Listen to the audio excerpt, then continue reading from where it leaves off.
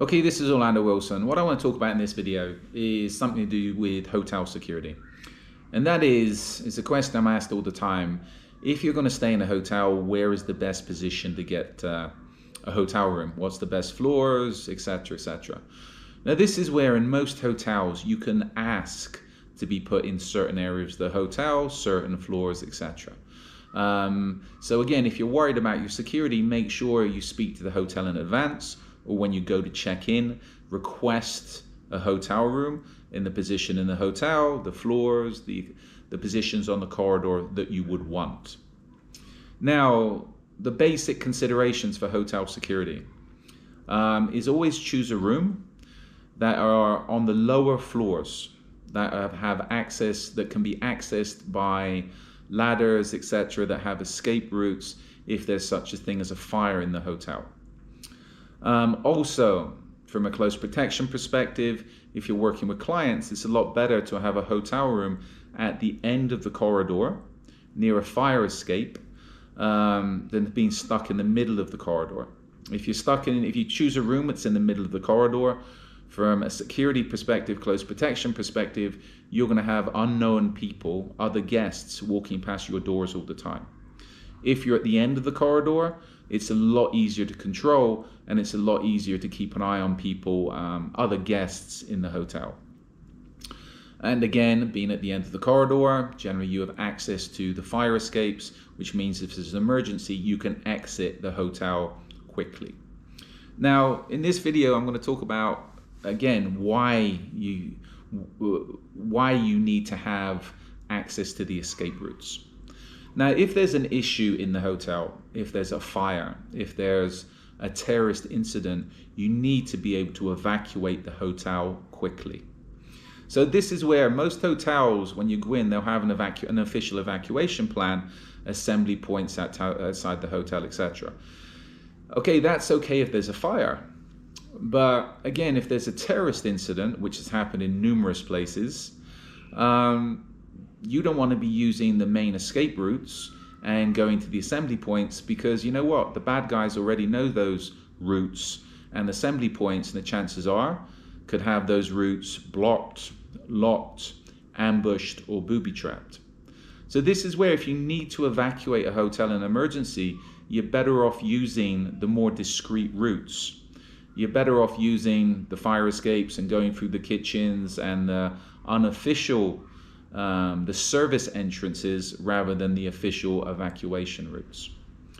So this is where when you choose a hotel room, think about how you can escape from that hotel. It's okay if you're staying, you most probably can have very nice views if you're staying on the 50th, 60th floor of a hotel, but what's going to happen if there's a fire on the 30th floor? Are you going to be able to evacuate?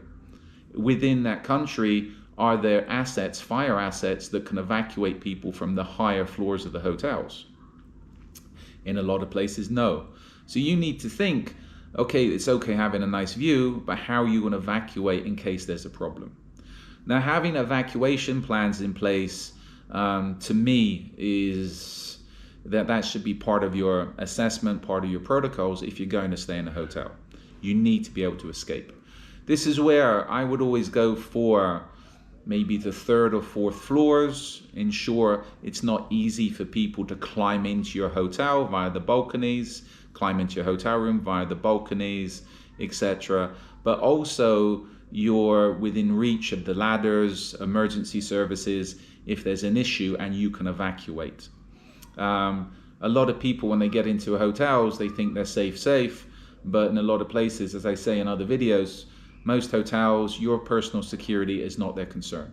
They want to get you into the hotel, fill up the rooms, and make as much money off you as possible. So your personal security is your responsibility. If you're in a place where there's a potential for terrorism attacks, active shooter incidents, you need to ensure you know how to evacuate that hotel as quickly as possible. Some people say you stay in place, etc. I would say you're always better off evacuating, and then once you evacuate, you know a safe area where you can go to. Evacuate the hotel, evacuate the grounds, and then go to a safe location where you can lay low or get help until the incident is over. Okay, so just a little little basic talk on hotel security, and why you need to be able to exit your hotel room and exit the hotel as quickly as possible in the case of an emergency. So I have other videos up that talk about hotel security, various aspects of hotel security. If you're an international traveler, it's something you need to be aware of, and what I talk about to me is common sense.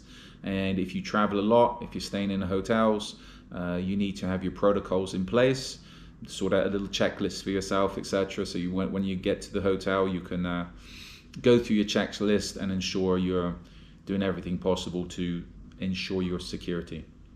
Follow me along on social media. As I say, I've got a lot more videos up on various aspects of the security business, including hotel security. I also have a book up specifically that talks about travel security. To me, these days, if you're traveling a lot, you need to be aware of your personal security, because, as I said multiple times in this video, hotels, travel companies, etc., they just want to take your money. They're not worried about your personal security. So in the meantime, follow me along on social media. I'm up on the main platforms. I prefer LinkedIn these days. And if you've got any questions, please feel free to reach out to me. In the meantime, be good, stay safe, and try to stay out of trouble.